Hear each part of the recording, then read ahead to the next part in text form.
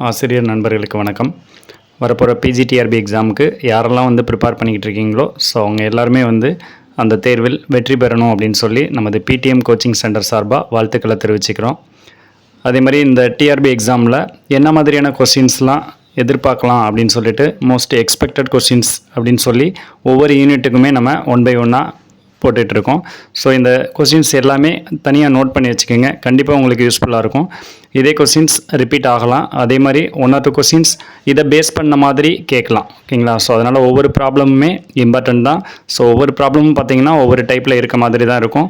So நீங்கள் நிறைய மெத்தட்ஸை தெரிஞ்சுக்க முடியும். அதே மாதிரி ஏதாவது ஷார்ட்கட்ஸு அதுவுமே நம்ம யூஸ் பண்ணியிருப்போம். ஸோ அதெல்லாம் தனியாக ஒரு நோட்டில் என்ட்ரி பண்ணி வச்சுக்கோங்க. கண்டிப்பாக ஒன் பை ஒன்னாக ஃபாலோ பண்ணி வந்தீங்க அப்படின்னா உங்களுக்கு அந்த டிஆர்பி எக்ஸாமுக்கு ப்ராப்ளம்ஸ் அப்படின்றதே ஒரு பெரிய பிரச்சனையாக இருக்காது. ஈஸியாக நீங்கள் ஆன்சர் கொண்டு வர முடியும். ஓகே,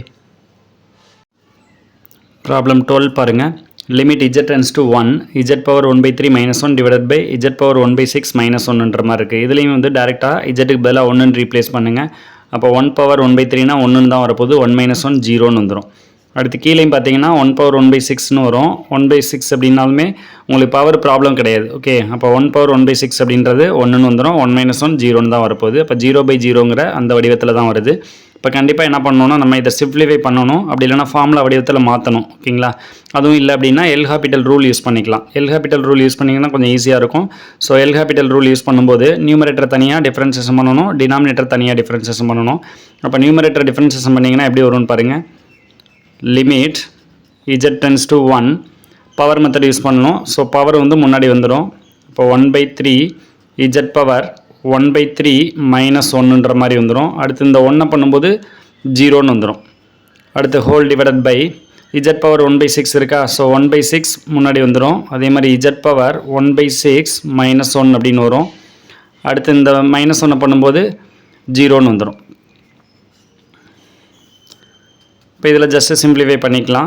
இதில் சிம்ப்ளிஃபிகேஷன் பண்ணுறதுக்கு முன்னாடி நம்ம டேரெக்டாக இஜெட்டுக்கு பதிலாக என்ன பண்ணிடலாம், 1ன்றதே இங்கே ரீப்ளேஸ் பண்ணிடலாம். ஏன்னா 1 பவர் என்ன இருந்தாலுமே நமக்கு அது ப்ராப்ளம் கிடையாது. ஓகேங்களா? ஸோ அப்போ டேரெக்டாகவே இந்த 1 இஜெட் இருக்க பிளேஸ்லலாம் ரீப்ளேஸ் பண்ணிவிடுங்க. அப்போ 1/3 இன்ட்டு 1 பவர் அந்த 1/3 -1 அப்படின்ற மாதிரி இருக்கும். அடுத்து 0 ரிமூவ் பண்ணிடலாம். Whole divided by 1/6. அடுத்து இஜெட்டுக்கு பதிலாக 1 ரீப்ளேஸ் பண்ணிங்கன்னா 1 ஹோல் பவர் 1/6 -1 அப்படின்ற மாதிரி வரும். இப்போ இதில் பார்த்தீங்கன்னா 1/3 இதோட வேல்யூ 1ன்ற மாதிரி வந்துடும். ஓகேங்களா? 1 × 1/3னா 1/3ன்னு தான் வரப்போகுது. டினாமினேட்டரில் பார்த்தீங்கன்னா 1/6 இருக்கா? அதே மாதிரி இதோட வேல்யூவும் 1ன்னு தான் வரப்போகுது. ஓகே, அப்போ 1 × 1/6னா 1/6ன்னு தான் வரப்போகுது. இப்போ இதில் ஜஸ்ட் நம்ம கேன்சல் பண்ணோம் அப்படின்னா 1/3 இதை ரெசிபோக்கல் கொண்டு வந்துடுங்க. அதுக்கப்புறம் கேன்சல் பண்ணிக்கலாம். அப்போ 6/1ன்ற மாதிரி வந்துடும். இப்போ இதையும் கேன்சல் பண்ணிங்கனாக்க 3 2s are 6ன்னு வரும். அப்போ லிமிட் வேல்யூ பார்த்தீங்கன்னா 2ன்ற மாதிரி கிடைக்கும். அடுத்து ஒரு ப்ராப்ளம் பாருங்கள். 13th problem. அதாவது சிக்னம் ஃபங்க்ஷன் அப்படின்னு சொல்லுவோம். இந்த மாதிரி கொடுத்துருந்தாங்க அப்படின்னா அது சிக்னம் ஃபங்க்ஷன் அப்படின்னு சொல்லுவோம்.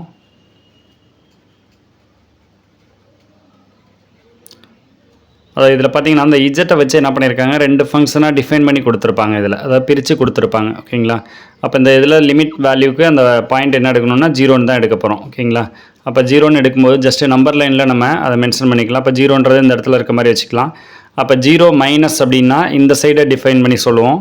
அதாவது 0 மைனஸ் அப்படின்னா லெஃப்ட் ஹேண்ட் அப்படின்னு சொல்லுவோம் இல்லையா? அந்த மாதிரி ஐடியா வச்சுக்கோங்க. அதே மாதிரி 0 ப்ளஸ் அப்படின்னா இந்த சைடு சொல்லுவோம். ஓகே, இப்போ ரைட் ஹேண்ட் அப்படின்ற மாதிரி வரும். இப்போ 0 மைனஸ் அப்படின்னா 0 விட கம்மின்ற மாதிரி வச்சுக்கோங்க. அப்போ இந்த ஃபங்க்ஷன் வருமா இந்த ஃபங்க்ஷன் வருமானு சொல்லிட்டு நம்ம ஐடென்டிஃபை பண்ணணும்.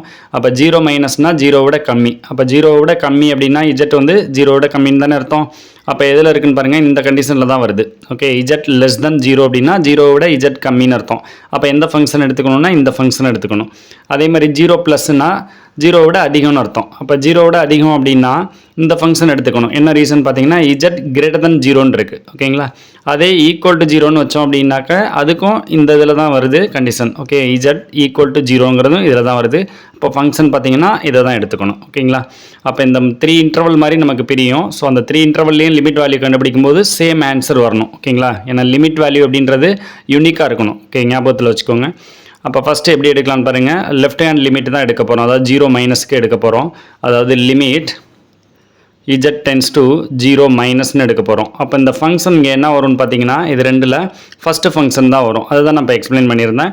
ஏன்னா இஜெட் லெஸ் தென் 0ன்னு இருக்கிறதுனால இதை தான் எடுத்துக்கணும். ஓகேங்களா, 0 மைனஸுக்கு. ஓகே, அப்போ இஜெட் ஸ்கொயர் அப்படின்ற மாதிரி வந்துடும். இப்போ டேரெக்டாக 0வை ரீப்ளேஸ் பண்ணிங்கன்னா ஆன்சர் 0ன்னு வந்துடுது. ஓகே, அதே மாதிரி limit Z tends to 0 plus எடுங்க. அப்போ 0 ப்ளஸ் அப்படின்னாக்க கிரேட்டர் தென் 0 அப்படின்ற மீனிங்கில் வந்துடும். அப்போ இந்த ஃபங்க்ஷன் எடுத்துக்கணும், அதாவது இஜெட் மைனஸ் ஒன்றுன்றதை எடுத்துக்கணும்.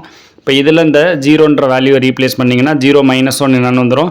ஸோ -1 அப்படின்னு வந்துடும். ஓகே, இப்போ இது ரெண்டு வச்சே நீங்கள் முடிவு பண்ணிடலாம். நமக்கு எப்படி இருக்கணும்னு சொன்னேன், இங்கே 0ன்னு வந்ததுன்னா இங்கேயும் 0ன்னு தான் வரணும், இல்லைனா இங்கே -1 வந்தால் இங்கேயும் -1 வரணும். ஓகே, இந்த மாதிரி டிஃப்ரெண்ட்டாக இருக்கக்கூடாது. ஓகேங்களா, அதாவது லிமிட் இஜெட் டென்ஸ் டு 0 மைனஸும் லிமிட் இஜெட் டென்ஸ் டு 0 ப்ளஸும் ஈக்குவலாக இருக்கணும். ஓகேங்களா, பட் இங்கே ஈக்குவலாக வரல. ஓகே, அப்போ லிமிட் டஸ் நாட் எக்ஸிஸ்ட் அப்படின்னு சொல்லிட்டு நம்ம இங்கேயே ஸ்டாப் பண்ணிக்கலாம். Limit does not exist. இப்போ இதில் பார்த்தீங்க அப்படின்னா இன்னொரு வேல்யூமே நம்ம கண்டுபிடிக்க முடியும். அதாவது நியூட்ரல் மாதிரி நினச்சிக்கோங்க. அதாவது லிமிட் இஜெட் டென்ஸ் டு 0, அதாவது இந்த பாயிண்ட்டுக்கு அப்படின்ற மாதிரி ஸ்பெசிஃபிக்காக எடுப்போம்ல அந்த மாதிரி. அப்போ எப்படி வரும் ஃபங்க்ஷன் பார்த்தீங்கன்னா இஜெட் ஈக்குவல் டு 0ன்ற மாதிரி வச்சுக்கோங்க. அப்போ ஈக்குவல் டு 0ன்றது இதில் தானே இருக்குது. ஓகே, அப்போ இந்த ஃபங்க்ஷன் தான் எடுத்துக்கணும், இஜெட் -1ன்னு எடுத்துக்கணும்.